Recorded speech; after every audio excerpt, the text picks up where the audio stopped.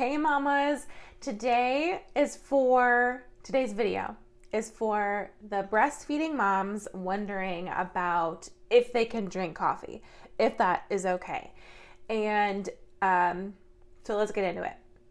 When I first had my baby, obviously there's just major sleep deprivation right off the bat. So I was really not a coffee drinker when I first had my baby. I had been off coffee for several years. And then sometime in my third trimester, I reintroduced it for some reason. And then after I had my baby and was so sleep deprived, I started drinking it again. But I asked around first if it was okay because I thought that it was a concern having the caffeine in the breast milk because they freak you out about caffeine during pregnancy. So I figure probably can't do that while you're nursing either. But according to a NICU nurse, her name was Allie, she said, yes, you can absolutely have coffee.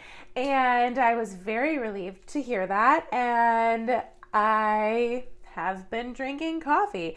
So the experts say that when you're nursing, you should not exceed 300 milligrams of caffeine. And to put that into perspective a little bit, when you're pregnant, they say that the maximum amount of caffeine you should be consuming per day is 200 milligrams. So when you are breastfeeding, you get an additional 100 milligrams. So it is 300 milligrams per day if you're nursing, 200 milligrams per day if you're pregnant, and 400 milligrams per day for just the average healthy non-pregnant human. So the average cup of coffee is about 80 to 100 milligrams of caffeine, which means that you can have less than 4 full cups of coffee. So if you need to have 3 3/4, you're okay, depending on the strength of the coffee. But for the most part, the estimation here is that you're drinking less than 4 cups of coffee per day, which I feel like for the most part is doable. However, super early postpartum, when you're super duper sleep deprived and have to be up in the middle of the night for a nursing session or whatever the situation is, I probably exceeded that some days. And I'm here to tell you that is okay.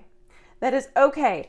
And caffeine does affect breast milk. The caffeine does get in the breast milk, but it is a fraction of the caffeine you're consuming that gets into the breast milk. And some babies handle it differently than others. So just trust your instincts and watch your baby's cues and don't stress about it. Just do what you need to do to survive for a little while. And then once you're more in a state of control, then you can think about making some healthier shifts for yourself and your baby.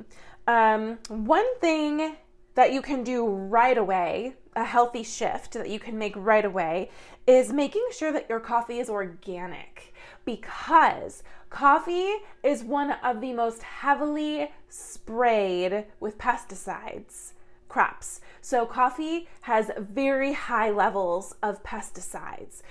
So this is why we want to get organic coffee, which is unfortunately not super easy to come by. The options are not very many. So I actually get an organic instant coffee. I don't even brew the coffee. I just make this instant coffee, and it honestly tastes really great. And I love that I can control how strong it is, and not even talking milligrams of caffeine. I'm just talking taste. And yeah, it tastes good, and I like being able to control the taste of it, the strength of it, and it's organic. So I get this from my favorite online grocery store, and you can get 40% off your first order from this grocery store, online grocery store that you can set up auto ship, and it sends it straight to your door every single month. And I think they have every 2 weeks as an option as well. This was my saving grace during the first year of my baby's life, and I still order from them. I will forever order from them, probably. But you can get 40% off your first order from them, my favorite online organic grocery store, through the link in my blog post, which is in the description of this video. And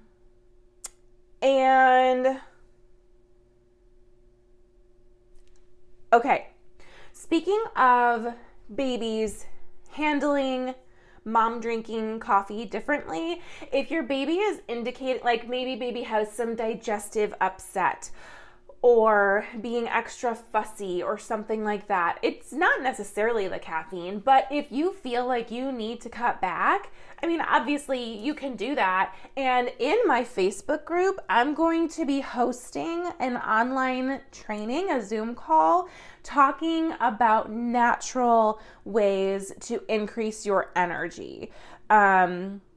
So we don't have to completely give up the coffee. It's just some other options to bring into our arsenal, so that we can get by with less caffeine and not be so dependent on it, and just bring our bodies into a state of being able to feel energized without that caffeine dependence.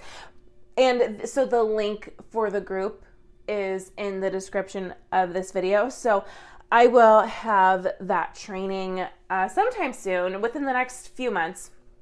This month we have a baby wearing, no, this month was a cloth diapering training. I'm thinking it's already April. April is baby wearing, May is mama mindset, and so I think June, it'll be June. But get in there now so you don't forget and you don't miss it, and you get those notifications from me, and you can just get education and like helpful tips and insights from me in the meantime. So that's it for today, and I'll see you guys later.